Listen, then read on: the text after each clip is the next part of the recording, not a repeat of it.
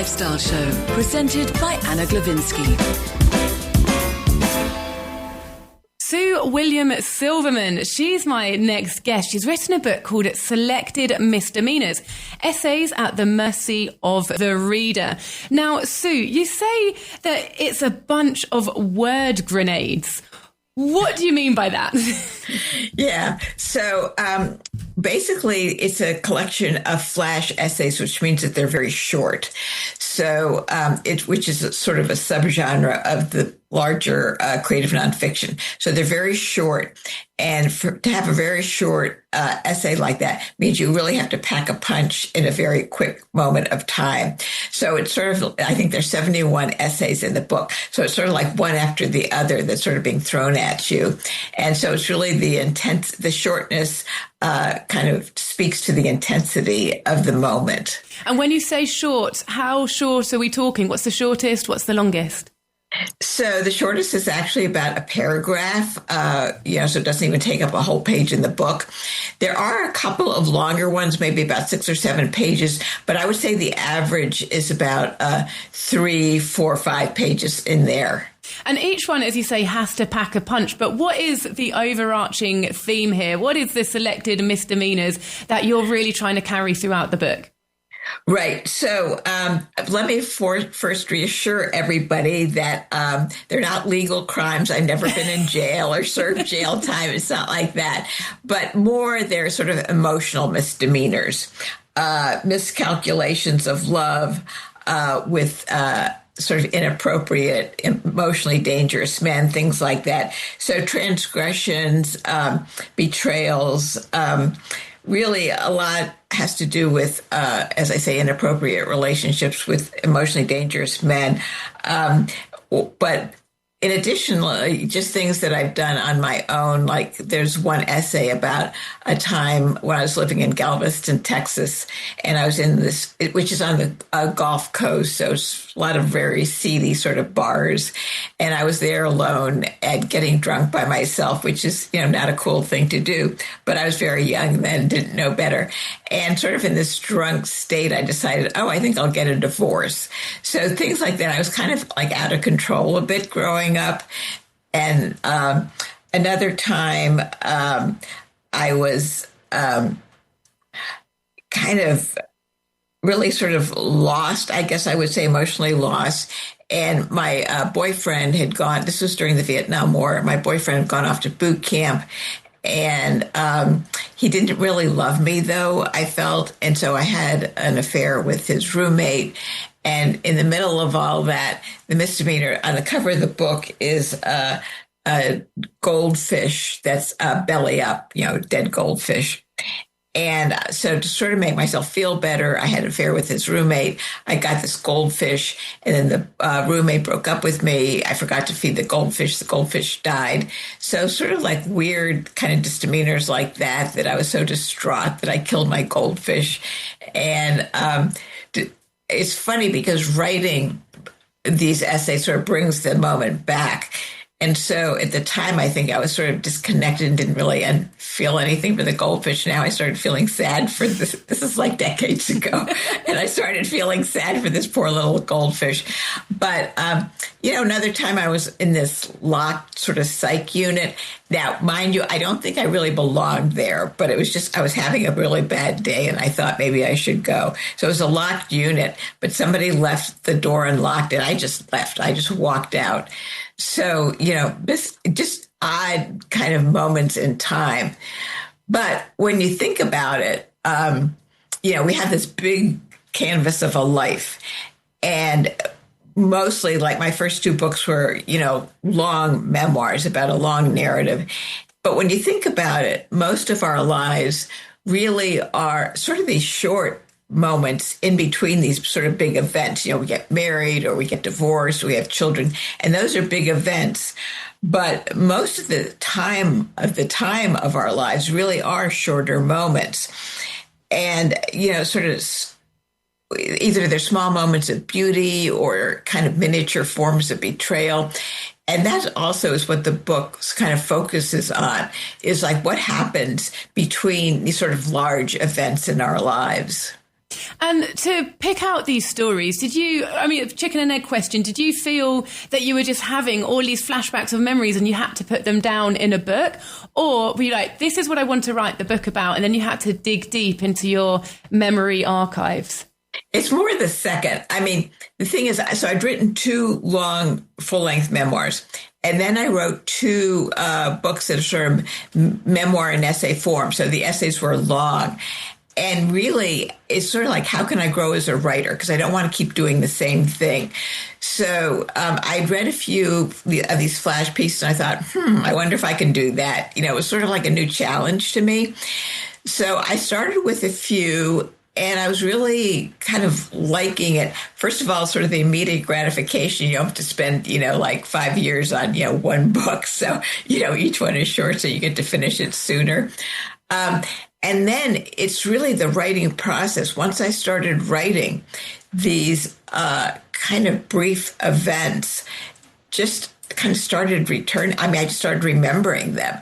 Like, oh, that, like something that I would never have thought, well, there's nothing there, like a dead goldfish, really. Or one night drunk in a bar, does that really mean anything? But the thing about the flash essay is that you have to make it mean something. So they're not like just anecdotes like, oh, this happened to me. I mean, the way I'm conveying it to you, because of course we're talking about it, sounds, oh, this is something that happened to me. But during the writing process, you have to make a meaning out of it. So for example, with the dead goldfish thing, the goldfish really becomes a metaphor, not just that he died, that this goldfish died, but it was really a metaphor for the loss of love and betrayal. And whether I was doing the betraying or this roommate was, or, whoever it was. So each essay has to have like a deeper theme. And that's really what a flash essay is. So it's not just like, oh, well, this happened to me. So that's what makes the writing interesting, because it's sort of like you're a kind of detective searching for an inner meaning of what something meant.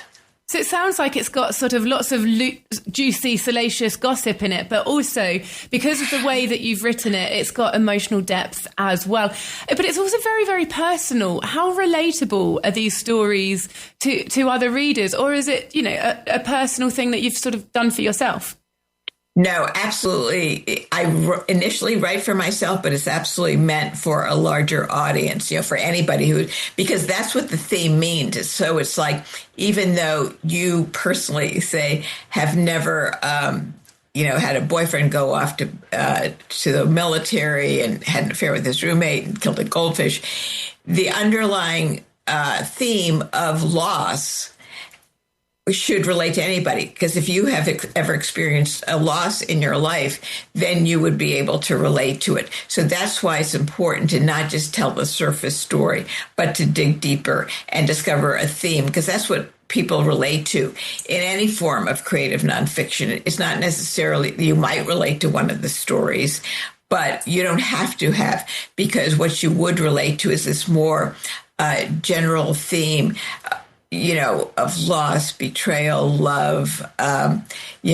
alienation, these large sort of general themes that any reader would be able to relate to. So that's sort of the goal of these. And are you finding that it's generating conversations as well? Because it's listening to you talk there has sort of triggered up some memories of my own, of some of my most wild moments. I've just thought of how when I was younger, I was a bit wild as well, naive and innocent as well. And I would get into people's cars and I look back at that now and just think, oh my goodness, my God, what was I doing? Someone would say, we're going to a party, jump in.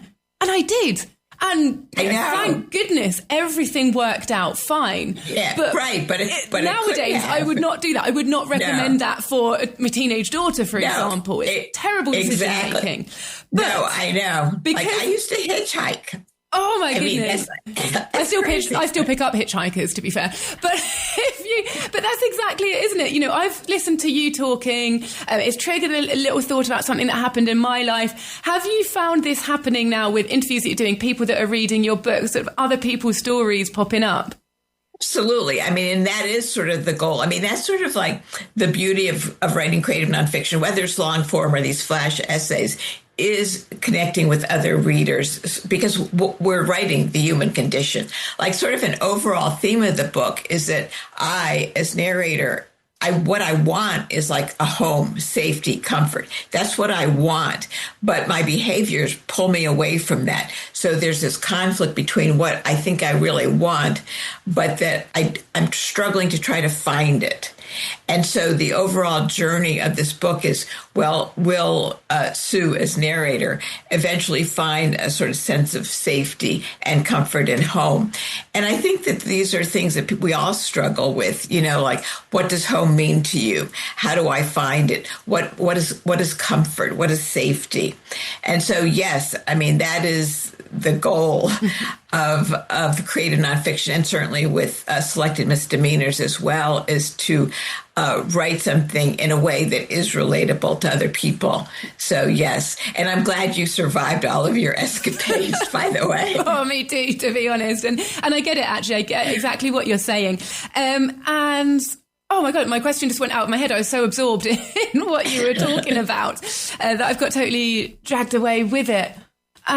This is awkward because I've literally just lost my train of thought. Can you tell us about some of the most, oh no, I know exactly what it was now. Looking back, because this was all about looking back, right? You're looking back at yourself. How compassionate are you with yourself and your own memories? Do you look back at some of the stuff and cringe?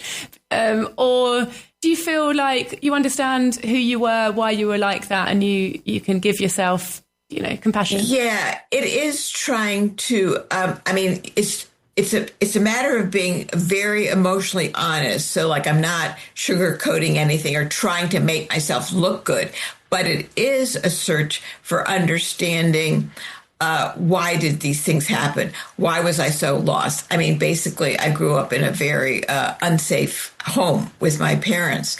And so that's sort of underlying it all. So it is a matter of finding empathy for the self, some compassion for this younger self, and sort of like the older me looking back, I'm sorry, saying to the younger me, I'm sorry that you did that and that somehow, that you didn't know better. So yeah, I'm not trying to make myself look good, per se, but it is a matter of by being vulnerable and showing some compassion for this narrator so that the reader can likewise feel compassionate, because it's not about judging either myself or anybody else. This boyfriend who I really loved and he didn't love me, but, there were reasons. So it's not like it's not about revenge or anything like that.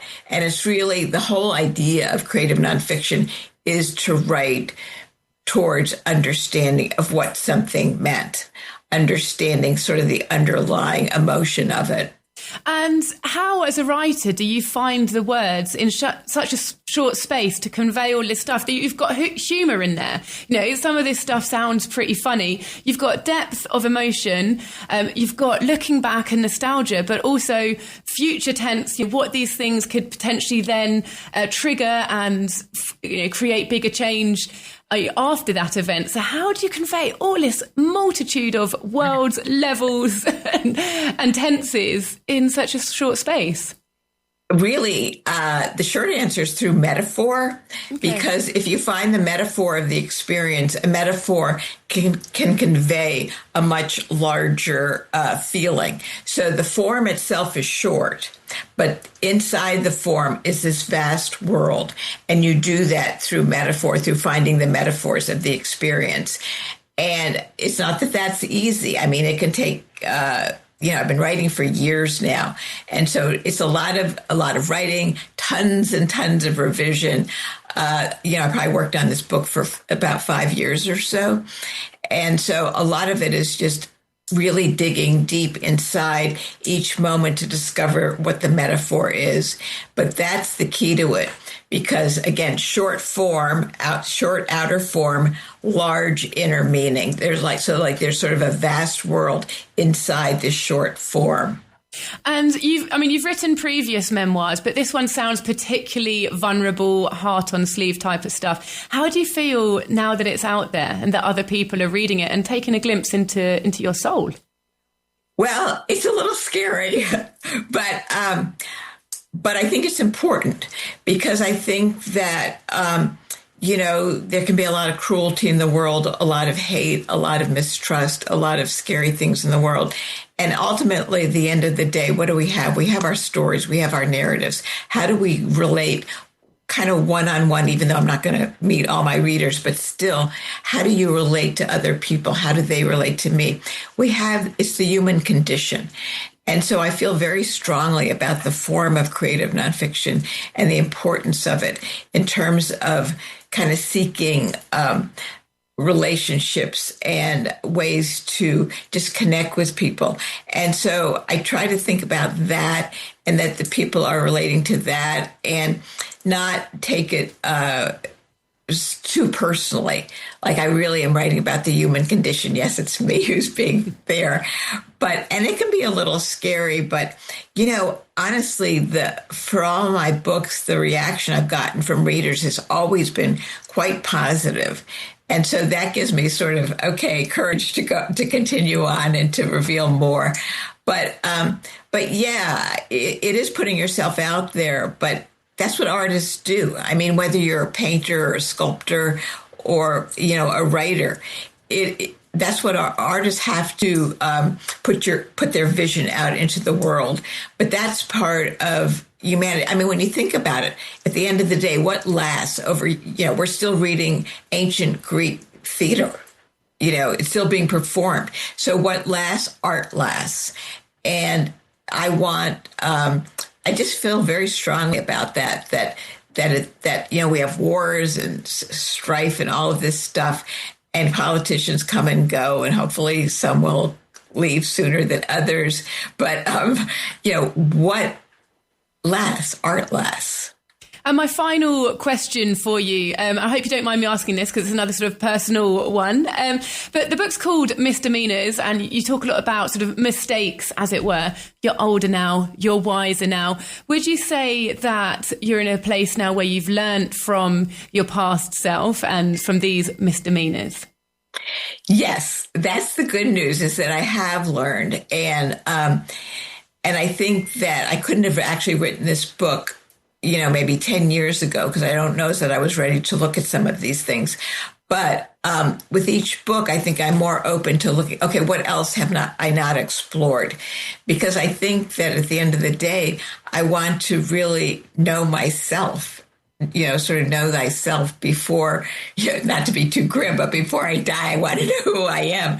And so I think that, yes, I learn a lot about myself from writing, because if I just sort of told you an anecdote of what happened, that's not deepening anything. It's just like, oh, this thing happened to me. But by writing it and discovering the metaphors of the experience, I learn a lot about myself that I wouldn't otherwise know. And that is very important to me.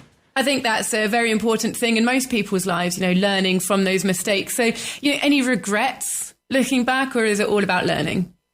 It's, I can feel sad about some things looking back, but I can't really regret it because I know at the time I did the best that I could. And so you have to give yourself, sort of a break there, and not, so I do feel some sadness about some things. I said, I could have done that better.